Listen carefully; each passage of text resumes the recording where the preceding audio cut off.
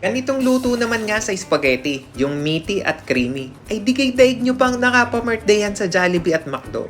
Ay di, mapapasabi ka na lang ng craving satisfied na naman.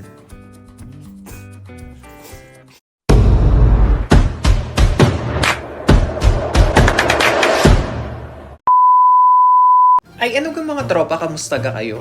Ako si Andy, isang OFW dito sa bansang Israel. Ay di, samahan nyo nga ako sa isang craving satisfied video. Tama ga ho, isang mapagmatakaw na video. Ay kayo na hong bahala kung alin ho ang tama. Ay di, samahan nyo nga ako at magluluto naman tayo ng creamy at meaty na spaghetti. Ay di, sinimulan ko nga rin pagluluto na rin ating spaghetti sa pagkahalbos ng ating pasta. Arin naman na sinunod ko lamang kung anong naka-instruction dun sa packaging nitong ating pasta na ito. Ay di, sinimulan ko nga rin, naglaga nga ako ng tubig, tapos nilagyan ko lamang ng kaunting asin at saka kaunting mantika. Nang sa ganun ay hindi magdikit-dikit itong ating pasta ng spaghetti. Ay di, pakukuluin ko nga lamang aridini ng bahagya hanggang sa maluto na nga ng tuluyan aring ating pasta ng spaghetti. Ay di, makalipas nga lamang ang ilang minuto ay luto na rin nga aring ating pasta. Isa-set aside ko muna rin at sisimulan ko naman ang paggigisa na rin ating mga sangkap na kakailanganin sa pagluluto ng sauce na aring ating spaghetti nga rin. Sinimulan ko nga sa paglalagay ng mantika din sa ating kawali. Paiinitin ko lamang ito ng bahagya at saka ko naman isusunod na igigisa aring ating hotdog. Aring naman ay optional lamang ang gagawin ko din sa ating hotdog na aring. Pwede natin na rin iprito o hindi na. O direkta na nating isasama sa ating paggigisa. Ay di, hahaluin ko nga lamang aray ng bahagya ng papagayon at papagarnay hanggang sa matusta ng kaunti o maprito ng bahagya aring ating hotdog. Ay di, makalipas lamang ang ilang minuto ay di luto na nga aring ating hotdog. Iseset aside ko muna rin at ilalagay ko muna sa isang plato. Nang sa ganun ay di, masimulan ko naman ang paggigisa na rin ating mga aromatics. Ay di sa same pan na ginamit natin kanina ay di sisimulan ko naman nga ang paggigisa na rin ating karne ng baka. Hahaluin ko nga lamang aray ng papagayon at papagarne hanggang sa tuluyan ng mag-brown ng bahagya o magbigay na ng sariling katas aring ating karne ng baka. Ay di, hahaluin ko nga lamang aray ng papagayon at papagarne nang sa ganun ay maganda rin ang pagkakagisa natin din o pagkakaluto na rin ating karne ng baka. Dahil kapag hindi nga natin na rin nahalo ay di magbubuo-buo naman nga aring ating karne. Ay di, kung makikita nyo nga ay nagbigay na ng sariling katas aring ating bakang are, ay di hahaluin ko pa nga lamang ulit aray ng papagayon at papagarne hanggang sa maiga ng bahagya aring sabaw na inilabas ng ating karne ng baka. Ay di, makalipas nga lamang ang ilang minuto ay di are, naiga na nga aring ating karne ng baka. Ilalagay ko lamang sa gilid ng kawali aring ating karne ng baka at saka naman ako'y magdadagdag ng kaunting mantika. Tapos ay saka ko naman sisimulan ng paggigisa na ring ating bawang. Hahaluin ko nga lamang aray ng papagayon at papagarne. At isusunod ko naman nga aring ating sibuyas. Gumamit nga pala ako din ng kulay puti at saka kulay pulang sibuyas. Gisahin ko nga lamang aray din ng bahagya ng papagayon at papagarne. Hihintayin ko lamang maglabas ng sariling aroma aring ating sibuyas at saka aring ating bawang. Pinaghalo ko na nga pala aring ating sibuyas at bawang kasama na ring ating karne na ginisa kanina. Hahaluin ko nga lamang aray ng papagayon at papagarne.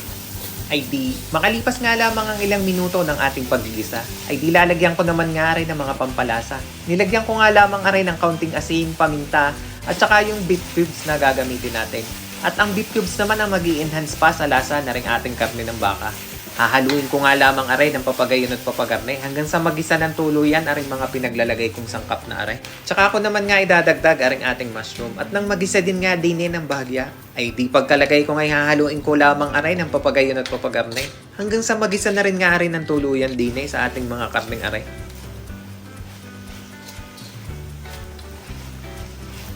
Ay di ngay nagdagdag pa ako ng kaunting magic sarap. Aray na may option na lamang, pwedeng mayroon, pwedeng wala. At saka ako naman hahaluin ulit aray ng papagayon at papagarne. Ay di, makalipas nga lamang ang ilang minuto ng ating paggigisa, idadagdag ko naman nga aring ating napritong hotdog kanina. Hahaluin ko din nga lamang aray ng papagayon at papagarne hanggang sa magsama-sama na nga aring ating ginisang karne ng baka, mushroom at saka aring ating hotdog. Ay di, makalipas nga lamang ang ilang minuto ng ating paghahalo din ay di isusunod ko naman nga aring ating spaghetti sauce. Binuhos ko na nga aring ating spaghetti sauce at hahaluin ko din nga lamang aray ng bahagya din hanggang sa tuluyan na nga magisa ng kaunti aring ating spaghetti sauce na rin. Dini naman ngayon nagdagdag pa ako ng isang lata ng tomato sauce nang sa ganun ay ma-enhance pa ang kulay na ring ating spaghetti sauce na rin. Gigisahin ko din nga lamang aray ng bahagya ng papagayon at papagarne din eh.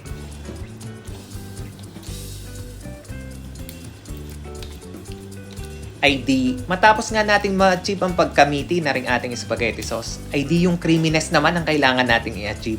Naglagay nga lamang ako din ng isang latang condensed milk at ari na magbibigay ng konting linamnam at tamis din sa ating spaghetti sauce. Dinagdagan ko pa ito ng isang all-purpose cream nang sa ganun ay ma-achieve talaga natin ang pagka-creamy na ring ating spaghetti sauce at saka naman natin na rin hahaluin ang papagayon at papagarne hanggang sa tuluyan na nga mag-combine na ring mga sangkap na pinaglalagay natin din.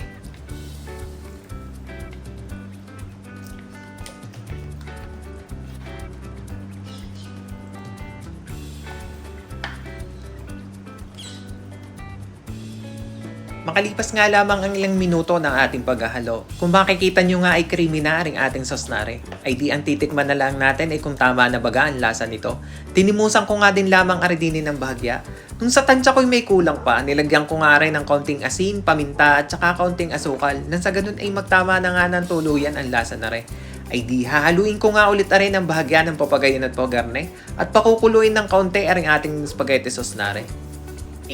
Para naman nga sa mga magtatanong ng full recipe, ay bisitahin nyo na lamang yun dun sa may baba sa may description below at makikita nyo na ang mga tamang sangkap at sukat na mga sangkap na pinagagamit ko din sa ating creamy at meaty na spaghetti sauce.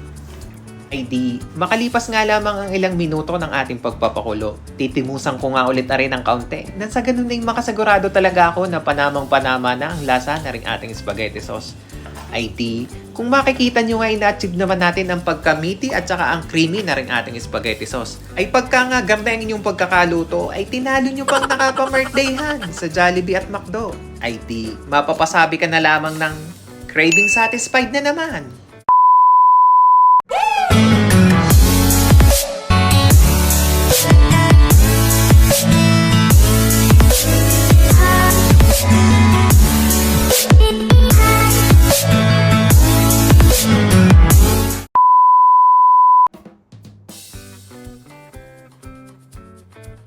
Ay di, yaman na din lamang at nakapagluto na nga tayo. Ay di, dadako na nga tayo sa exciting part, ang tikiman tayo.